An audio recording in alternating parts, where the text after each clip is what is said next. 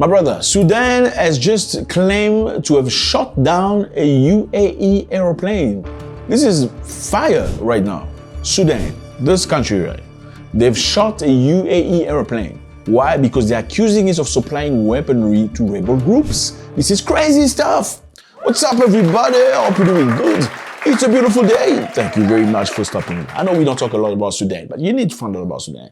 Life is not just about Nigeria, and drugs. Leave the Nigerians alone today. Okay, today we're talking about Sudan, and I want your attention. You need to understand. UAE. What is UAE? United Arab Emirates. You know which one this is? It's Dubai. Well, just call it Dubai. Most of you want to go to Dubai or never been to Dubai. Or maybe you have a sister that went to Dubai to do that eating. Okay. Let's stay focused. Not eating that stuff. Now, Sudan has shot a UAE aeroplane down. That's what they claim. The government said they've done it. Why? Because the UAE flight was supplying weaponry to a rebel group in Sudan. Here is Sudan on the map. No, not South Sudan. There's South Sudan and Sudan. There used to be one country before. They separated. We'll talk about that some other time. Let's focus. We're on Sudan. Now, the claim is very clear. Sudan has been accusing UAE of sending Colombian mercenaries in their country to fight side by side with the rebels. That's a massive accusation. And obviously, Dubai has said, no, we're not involved in that stuff. Now, we're going to dive into this very quickly to understand. Look, you've heard of Darfur, where many people were unalive. It's in the same country. We're going to break this down very quickly for you to understand. At least you know. So let me get back to this. Sudan, number one, shot down an airplane that belongs to UAE. Number two, they said the UAE has been importing Colombian mercenary in their country to fight against the government military. Now you're asking yourself multiple questions. Why would the UAE do this? What interest do they have in this? What are they gaining out of this? And you need to find out about this. Because most nonsense that happens in Africa, usually it's stirred from outside. Let's find out. So the current conflict began with this man right here. His name is Mohammed al-Bashir. Mohammed al-Bashir had two military commanders that were right behind him. There was this man, General Abdel Fattah al-Burhan. He is the General of Defense of the Army of Sudan. And this guy right here, his name is Mohammed Medan Dagalo. They call him Hemeti. He is the number one of a powerful paramilitary group. Yes, this is a private group, a private army. This man, Omar al-Bashir, was a president to Sudan, and he had the general of the army, this man right here, and this one whose name is Hemeti, he was the general of a private army. Now you ask yourself, why would a president need a private army? Now the private army originated from the Janjaweed militia, known for brutal campaigns during the Darfur conflict. But the question is, why did Bashir need them? He needed them for one, fight rebel groups in Darfur, suppress armed resistance, crack down on protest and political opposition. So anybody that opened the mouth against al-Bashir, the RSF will go and finish him. And last but not least, maintain integral stability through intimidation and violence. So you have the army that is recognized by everybody, and the special force that's nobody can touch, basically. They have their own mines, they have gold, they have money, so nobody runs them. Only the president can tell them what to do. And for all the dirty work, they did it, not the army. 2018, the Sudanese people are angry, they're tired, they're in the streets, they're marching, they're screaming, they're angry, they're burning things. Why? Because of the country. Things have changed, meaning there's no bread, there's no food, things are expensive, life is very difficult. People say enough is enough, we can't do this anymore. Now initially, they sent the army to suppress the people that went to the streets to fight. However, later on, the chief of the army and the chief of the RSF say, you know what? Bashir has been here for too long, okay? We are also kind of tired of him. How about we just let him fall? Well, they allowed him to fall. It was a moment after Bashir fell, there was a transition time. Now, during that transition, they had a discussion, the army and the special force and the political civilians. They say, okay, we're going to go through a transition, maybe go through election. And what we're going to do, number one, we're going to get the RSF to integrate into the army. So basically, killing the RSF and allowing the army to run everything. Now, the leader of the RSF was like, nah, I don't think I want to do this, because I feel like if I get into the army, I'm losing all my power. And the leader of the army as well, obviously, because he had been there legally, wanted to be the lead.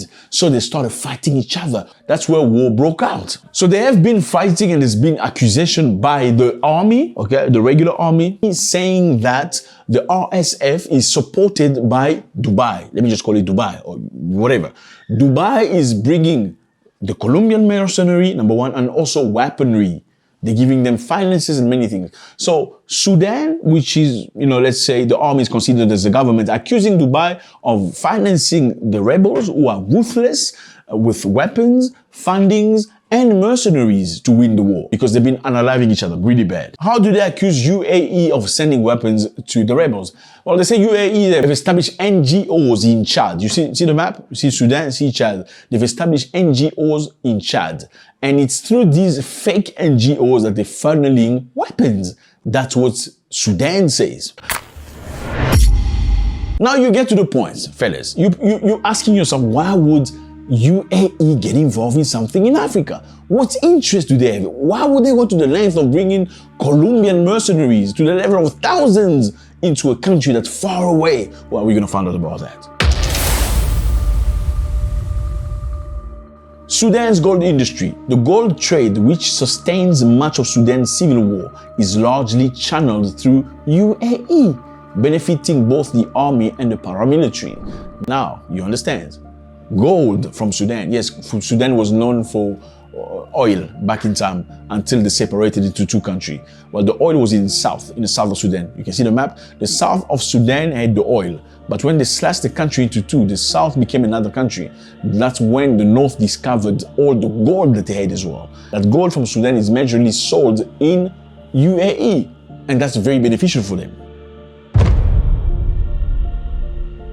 Now, since 1970s, UAE has been investing in Sudan because, as you can see, look at them. This is Dubai for you. Oh, you maybe don't know. This is Dubai in the 1960s and 1940s. Look at Dubai. There was nothing, absolutely nothing.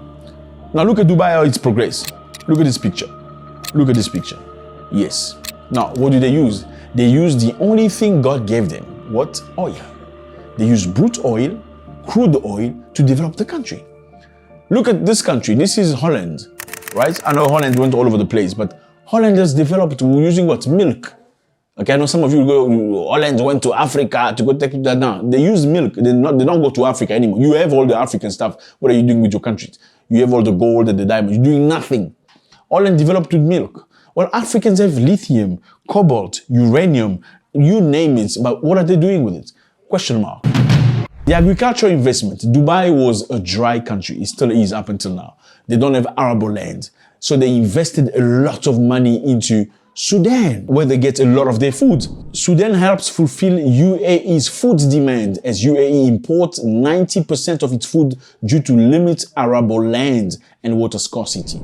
So Dubai uses other people's lands to make their food. And it's not just vegetables and carrots and stuff. It's also the meat. It's also the whatever, all that stuff that's fresh. It's come from other country and that comes with an investment. And Sudan has been a place where they've invested a lot. And that explains to you the second reason why they are in Sudan.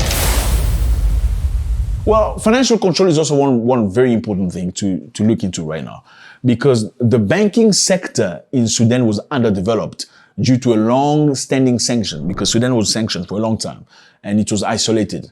But during that time, instead of everything, Faisal Islamic Bank of Sudan and Abu Dhabi Islamic Bank were the main institution facilitating financial transfers for Sudan. So they invested very, very much into the Sudan banking system. In 2005, Sudan sold 60% of its largest oldest bank and to Dubai. So Dubai has been managing the finance, the food, the gold. So they need to be there. Now you understand. They don't come officially like, hey, we're here, we're creating mayhem. Okay, they're not creating mayhem. Anyway, we evolved here, but they're there. Over 1,000 Colombians are reportedly engaged in a conflict, recruited by the Colombian company A4SI based in Dubai and led by a former Colombian army officer. So the Colombian company based in Dubai is recruiting Colombian mercenaries to go fight in Sudan. That's the mayhem that's happening. That's what it is, fellas. So, like you understand, this is Omar al-Bashir. He used to be president of Sudan. He had two guys behind him. He had the chief of the army, this man right here, and he had this guy named Emeti, who was the chief of the RSF. The RSF was a, crazy group of people that did some of the craziest stuff. He used them for exaction, making you pay, making you shut your mouth and stuff like that. They're known to be ruthless. Now, when they decided to topple this man, because the people said, we've had enough of him, they agreed to come together to be one force. But then they were like, who's going to be the leader? Me or you? And that's where the mayhem started. And now the country is in the gutter. Let me know how you feel about this, fellas. It was a great. Did you learn something today? It's also about learning, not just about talking and screaming and bashing each other from time to time. There's a lot of love here. Please do subscribe, because you should say a lot of you guys watch video but you're not subscribed. And I still wonder why you're not subscribed. And before you leave, please drop a comment. We want to learn from you. We want to read you. We want to hear what you have to say. Can Africans move forward by themselves without external influence that is generally negative? God bless.